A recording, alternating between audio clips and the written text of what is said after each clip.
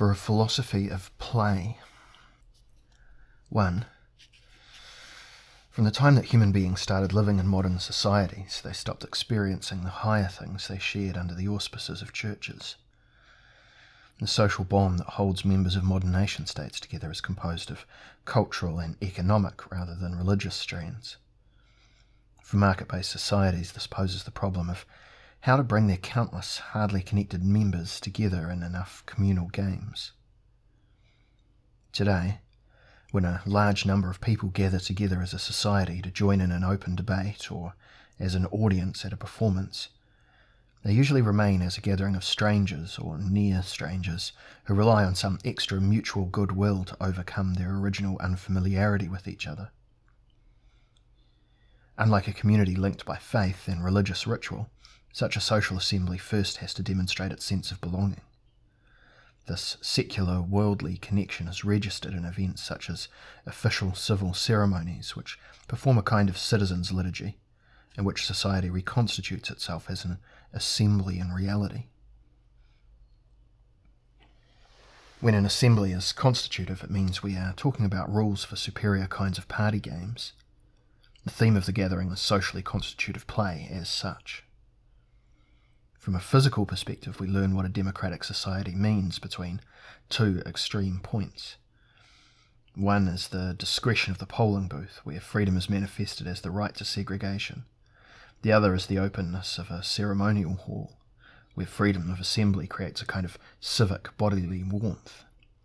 Let's call it the democratic ether, in which, if all goes well, the feeling of communality is diffused. The result, incidentally, because some ceremonies, like elections, are rare events, is that gathering together into a society is an exception for society itself. As a rule, modern societies do not come face to face with themselves. If they stray from this rule, it is only because they have found a special occasion to appear before themselves. Such an occasion happens when particularly useful members of human society celebrate jubilees. If a theory of jubilees were ever developed, it would have to show how years with round numbers, the years distinguished by the mystery of zero, could be used to visualize the rules of the game, or, to put it more pompously, the basic values of a social federation with ritual intonation. Quote, "in the presence of the team gathered together here," end quote. Part of the character of jubilees is that the people attending the festivities offer the celebrant a chance to meet himself or herself. In the exceptional situation of ceremonies, what people have in common matters more than what divides them, and in that exceptional moments in which we can speak of real existing civility, what is usually unthinkable appears possible. A common approach to what makes people reflect when they come into the world and share the weight of reality. My question is whether the social bond can also be tied for a few moments in the act of thinking deeply, which is generally our loneliest, most abandoned state, furthest away from society. I would like to discover whether it is possible to touch on basic structures of existence in our times in a public meditation session. The exceptional state of contemplation can result in society as an assembly being reconstituted once more, to achieve better understanding of the present state of play with itself and the world. 2.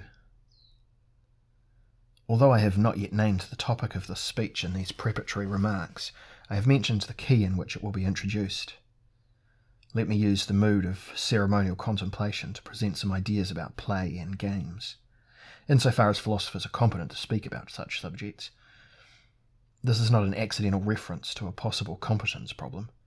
Most of the history of Western ideas strongly rejects the relationship between the spirit of philosophy and the world of play, and it took major ruptures in the system of thought before a philosophical discussion about such an unphilosophical topic could emerge. Old metaphysics behaved partly as if it wanted to break through the game of appearances to reach a deeper, more stable reality, whose sublime state of standstill would be edifying for the human mind. Not to see the fleeting, the temporary, the playful aspect of the phenomenal world, or rather to desire and be capable of ignoring it. That was precisely what the splendid one-sidedness of the philosophical mind was based on.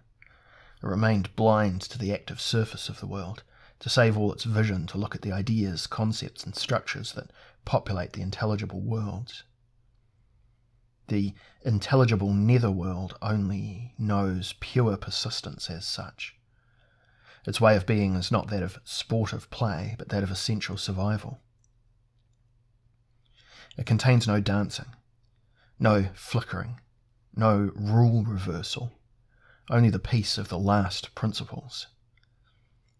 Insofar as humans' angelic potential for genuine knowledge is activated in their lifetime, an eternal light burns over the intellect that has glimpsed the intelligible world beyond, the capacity for pure intellectual perception.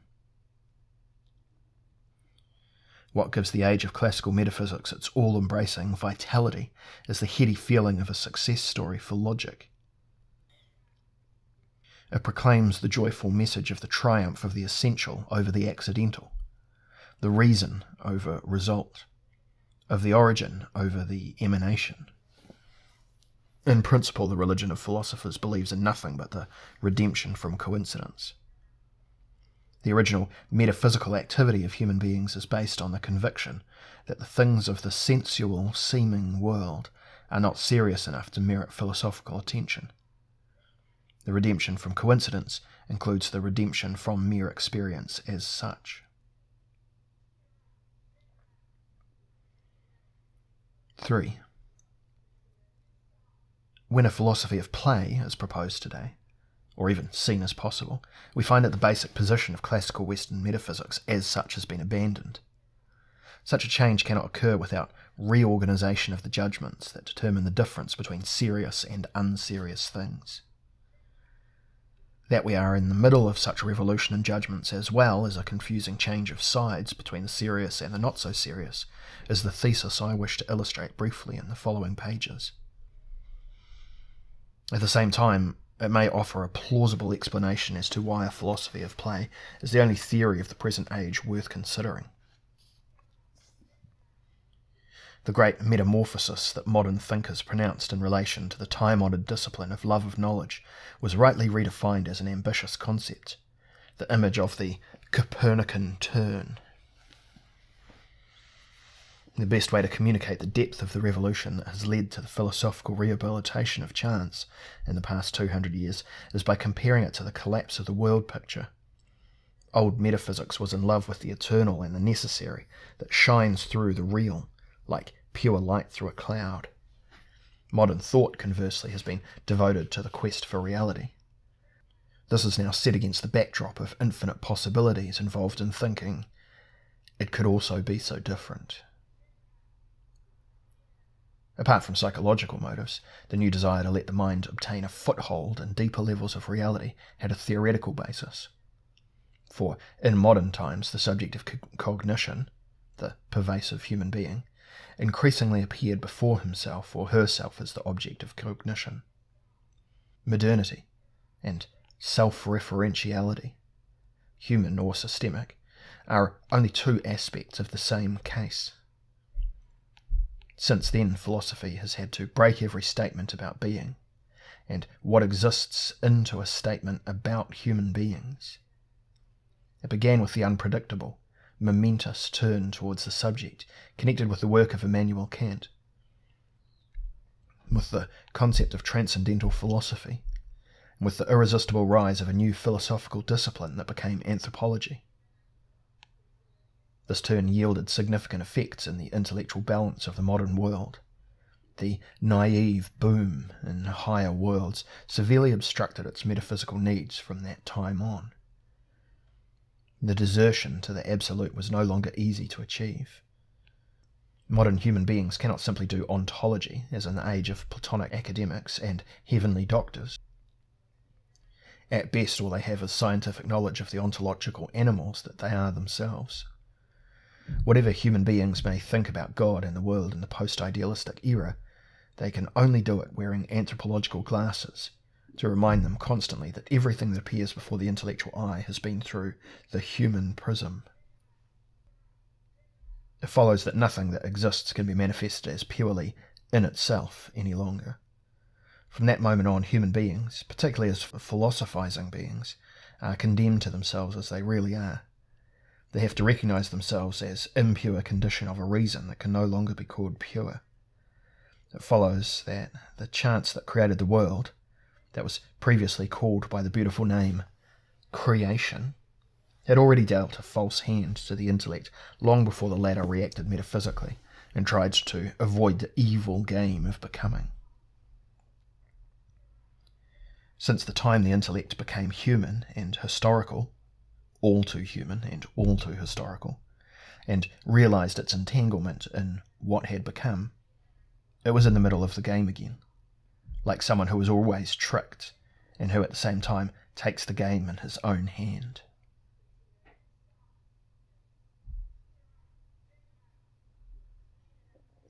Four.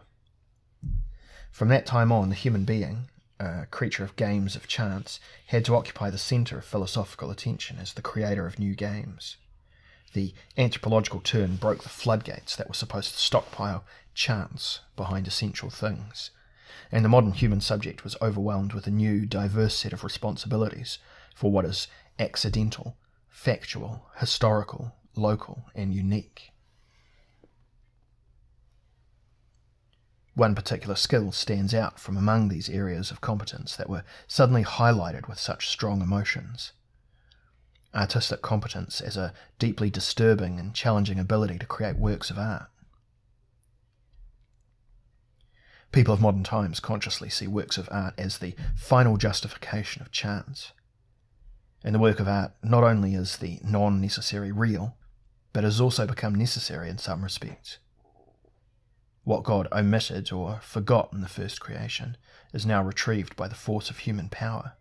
Even the stock of everything that exists is increased through creative acts. Human beings, as authors of works of art, the most superior kind of play, are reconciled with the unnecessary in an exemplary fashion. In art, the accidental is necessary for salvation, as it were. The subject that creates art is similar to the God of creation himself, who has accepted his own capriciousness, because from the abundant choice of possible worlds he chose to make a reality out of the present world and none other. On closer consideration, our world still gives an impression of being thrown together and improvised. But, as always, it still gets the best reviews in theological circles. The recipe for this is as old as the creation story itself. Anyone who has made anything in the world has to ensure that a self-made review is published and officially confirms that it was good. The modern turn to the subject enforces the turn to the human being as the originator of art. The artist as the person who gives meaning to meaningless things, is a redeemer of random chance.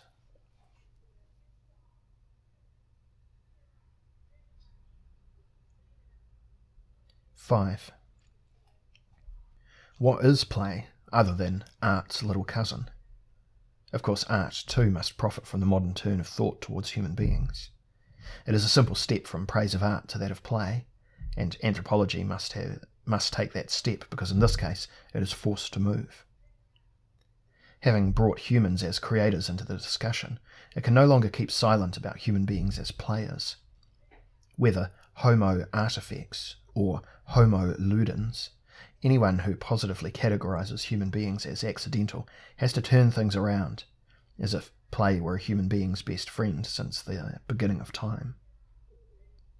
In this respect, play has achieved a similar fate in theory to nature, which was also redefined in romantic anthropology from its role as human beings' oldest enemy, and became their most intimate accomplice. Indeed, their better self, on this view. Nature can do more for us than we can do for ourselves. By analogy, play is endowed with the power to enrich us beyond anything we ourselves can plan and calculate. Johann Huizinga's assurance in his classic book, that human culture is a gift of play, concurs fully with this romantic way of thinking about play. Huizinga saw play as an ecstatic function of nature. In play, what is natural spontaneously goes beyond itself, moving towards intellect, the drive to representation and self-celebration. Play is the theatrical organ of nature. human beings are defined simply as the artistic directors of the energies for play that arise out of biological existence. These energies always contain an active overshooting factor, and in the light of the romantic analysis of play, nature appears not as an astute housekeeper, but as a diva for whom enough is not enough. Huizinga's idea that a game principle runs right through human beings seems like a reasonable Dutch response to Nietzsche's Dionysian doctrines. The game is rather like the god from below who traverses the human sphere, and then transcends it with laughter, a pirouette and a paradox. We can see here that even today, the great theories of play are unable to do anything but get close to the principal case, which was called the divine in the metaphysical age. It remains true that wherever anthropology is practiced, theology cannot be far away. All the same, at this point, the difficulty often arises that Western people are still only able to imagine serious divinities at the origin of everything. The world must have a serious reason if serious people are researching into its beginning. An omniscient world creator may be just about acceptable, but how are we supposed to believe in a first player? 6. If human beings did not exist, anthropology could be a serious science, but it cannot become solidly established because it is shaky about its object. Human beings, down to the depths of their essential nature as ontological, ephemeral spirits, have a hazy character, and this identifies them more reliably than any definition. Yet all the blurring in the theory of humankind goes back to the impossibility of deciding an objective criteria, whether, in principle, human beings are poor or rich creatures. To varying degrees, these two options have demarcated the history of civilization since time immemorial. The thesis that has openly held sway for centuries speaks of humans as being born with deficits, as crooked sinners, as thinking reeds, as precarious late products of evolution, as pariahs of the universe, devoid of instincts, as slaves of the drive for self-preservation, as bare survival artists and as gloomy saviours. The antithesis, which is still mostly latent, represents a doctrine on human beings as creatures of luxury, as fireworks of being, as the fixed spot of cosmic consciousness raising, as finite gods, as poets of their own worlds, as serene procreators, and as brave profligates. Both these versions, which are difficult to relate back to each other, reflect different ethics and temperaments, and what is more, different logics, different rationalities, different ways of finding existential balance. This deep divide in the anthropological approach naturally corresponds to different conceptions of play. If people are considered poor, they are regarded as creatures that play nonetheless, for relief and compensation, to raise their spirits and to learn. The hypothesis of deficiency sees play reflected through the four faces of its opposite, through birth, through work, through war, and through death. On this view, play stands face to face with those serious, crucial moments in which the weight and force of the world are concentrated. Each time, play is only redemption of compulsions and an easy interlude between difficult tasks. It is precisely the people who play who are the poor ones. They play because they need to. In cases where rich people are mentioned, on the other hand, they are seen as beings who play from the ground up. They do this because they own far too much, per se, because they brim over with their own importance, because realizing their potential requires wasting themselves.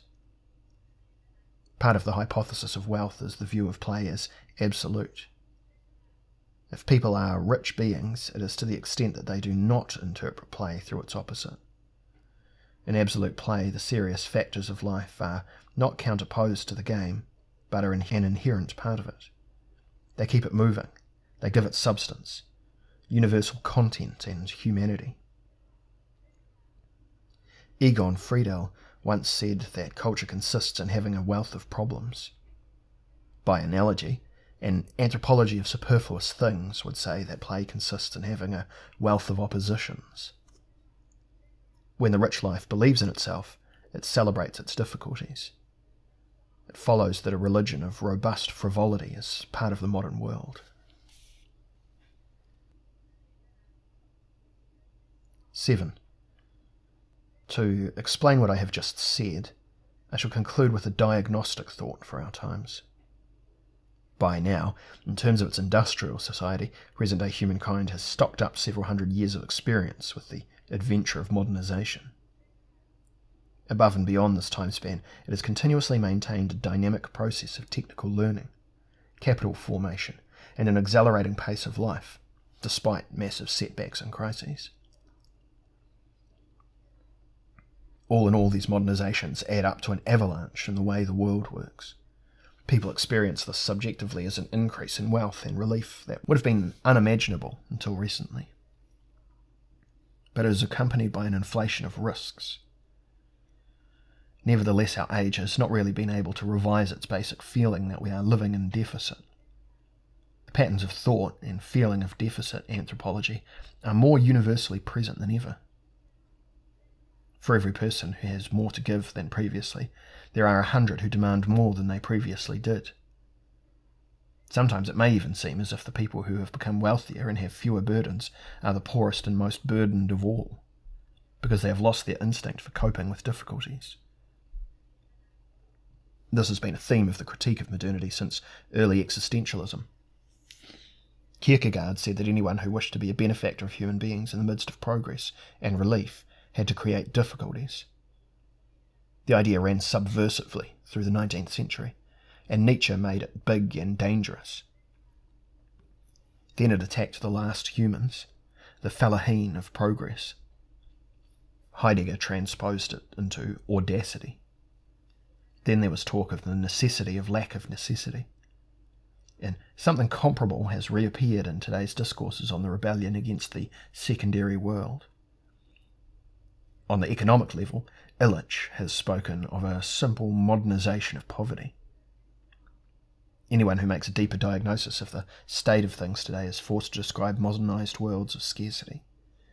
More than anywhere else, the old anthropology of poverty seems to be triumphing in the rich societies. These paradoxes reveal something that I would like to call the fear of people who have become rich in the face of wealth. This shows nothing less than modernity recoiling from its own principle in the moment of success. Marx definitively captured the essence of this era when he proclaimed the world revolution of the will as wealth for all. It was the Western world that adopted this slogan more radically than the East, which was still wallowing in misery. Yet the present discomfort about the rich life is shown by contemporary Westerners' deep fear of looking closely at their unparalleled situation in the history of civilization. There is a touch of embarrassment about oversized successes. Modern persons seem overwhelmed by the unshackling of wealth. They want to possess wealth, but not recognize it. They don't want to do without it, but they don't really want to grab it. They want to suffer from it, as from a comfortable illness. Nobody wants to be guilty of or indebted to his or her wealth. In fact, sensitive people in particular feel morally shy about openly making the historically possible transition from scarcity to abundance as the main destiny of human life. Doesn't it seem like betraying the testimony of poverty theory, for which a high price was paid? Wouldn't it mean turning one's back on people whose lives are still hard and overburdened? And shouldn't openly betting on a rich life end in hubris? People who stick to poverty in rich societies still feel that a morality of abundance is immoral. For this reason we act blind to the obvious. That for our part of the world, the traditional justifications, whitewashing and compensations of the poor life are no longer valid. Things look bad for the cause of anthropology of poverty, even if the rich life has not won its case by any means. Despite all the evidence, the nouveau riche of modern times, which means us, do not really believe in the changed premises of existence at our particular moment of the world. The premium that the status of poor has enjoyed over the millennia is still too high, and we're still accustomed too much to the modest little form of soul that lives from compensation. Thinking oneself poor continues to bring fictitious profits, or at least fictitious claims to them. Wealth, however, involves an obligation, more than mere nobles are capable of. But the fact is that wealth does not involve an obligation. It liberates. It brings benefits. The rich life reveals itself in its overflowing. It has something to spare. It allows us to play a game with it. It offers games and it wants other lives, new lives to join the game in this world and in new worlds. Where wealth governs, there is no flood after us. What follows is the invitation to extended games. It was this, not least, that was meant by the Europeans' departure into modernity. In essence, the modern world was, and still is, an enterprise for overcoming poverty and wretchedness. This enterprise takes the form of a wager placed on the character of human beings. Anyone who takes up such a wager is betting on the assumption that, under the auspices of poverty, nothing can yet be revealed about how things stand between the human being and himself or herself. Wherever people seek the essence of modernity in this sense, there is an entrepreneur at work to obviate situations in which human beings can be explained and excused by what they lack. In a contemplative moment like that, it may be relevant to remember the revolutionary roots of our age. Since neoconservative miserabilism has gained ground, the generous substance of the modern age, transcending the morality of scarcity and moving towards a morality of abundance, is being rolled back more or less secretly everywhere. This defines the deep reactionary current of the present time. The psychopolitics of having nothing to spare is increasingly poisoning the prosperous societies on the planet. It is not clear whether this trend will continue. At least two things are required to stop it. Constantly repeating the question of where material and human wealth really comes from, and, as a result, initiating more extensive games on the occasion of every gathering at which people of our times celebrate and interpret themselves.